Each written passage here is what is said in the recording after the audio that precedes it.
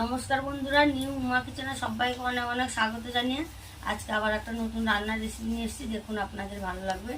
আজকে আমি তৈরি করব পটলের রেসিপি। এই পটলের রেসিপি আমি কিভাবে তৈরি করি, ভিডিওটি প্রথম থেকে শেষ পর্যন্ত দেখতে থাকুন। দেখুন, এখানে আমি পটল ভালো করে ধুয়ে নিয়েছি। এবার এই পটলগুলো আমি হালকা ছাড়িয়ে নেব। একটু করে গায়ে খোসা থাকবে।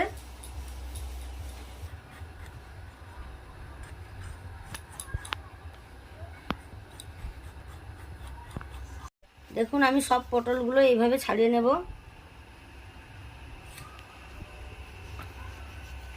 দেখুন, পটলগুলো একটু করে খোসা রেখে সব পটলগুলো আমি এইভাবে ছাড়িয়ে নিয়েছি। এবার আমি এই পটলগুলো এইভাবে দু ফাঁক করে নেব।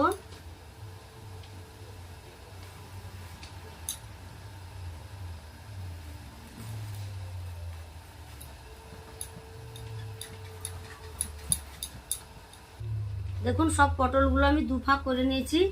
এবার একটা ফাঁক নেব, দিয়ে সরু সরু করে আমি এইভাবে কেটে নেব।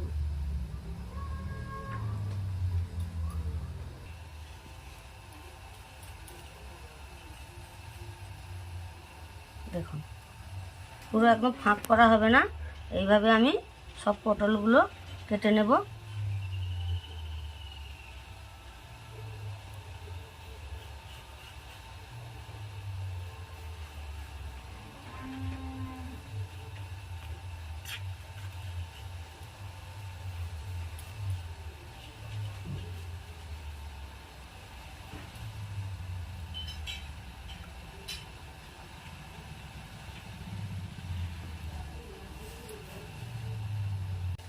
যতটা পাতলা করা যায় ততটাই আমি পাতলা করব।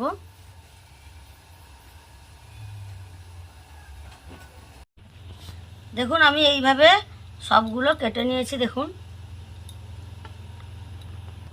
এবার এতে আমি পরিমাণ মতো লবণ দিয়ে দেব, অল্প করে একটু হলুদ গুঁড়ো দিয়ে দেব,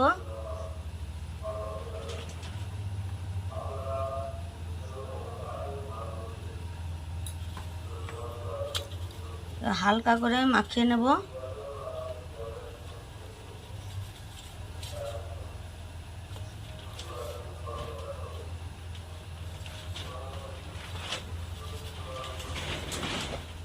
এবার আমি একটা বাটিতে নিয়ে নেব বেসন।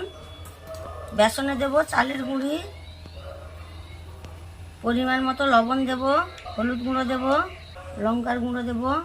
এবার দেব ম্যাগি মশলা। প্রথমে আমি সব শুকনো মশলাগুলো আগে মাখিয়ে নেব।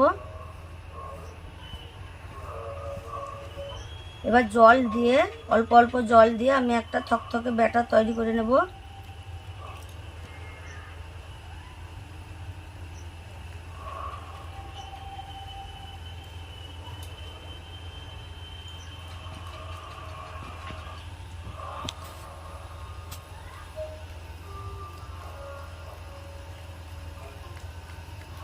দেখুন, আমি ব্যাটারটা এইভাবে তৈরি করেছি। খুব বেশি ঘনও হয়নি, খুব বেশি পাতলাও হয়নি। এবার আমি এটা একটু সাইডে রেখে দিয়ে উনানটা জ্বালিয়ে নেব। উনান জ্বালিয়ে নিয়েছি। উনানে একটা কড়াই বসিয়ে দিয়েছি। কড়াইতে দেবো সাদা তেল।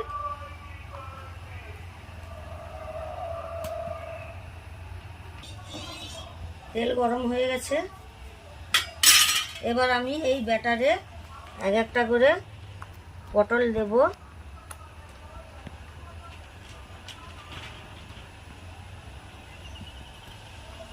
এই তেলে দিয়ে দেব।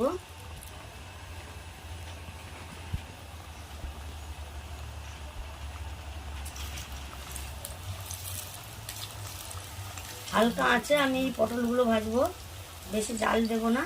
বেশি জাল দিলে পটলগুলো সেদ্ধ হবে না।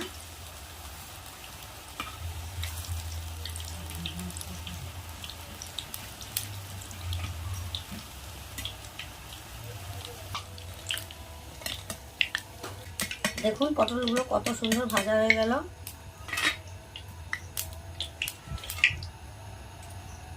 এইভাবে আমি সব পটলগুলো ভেজে নেব।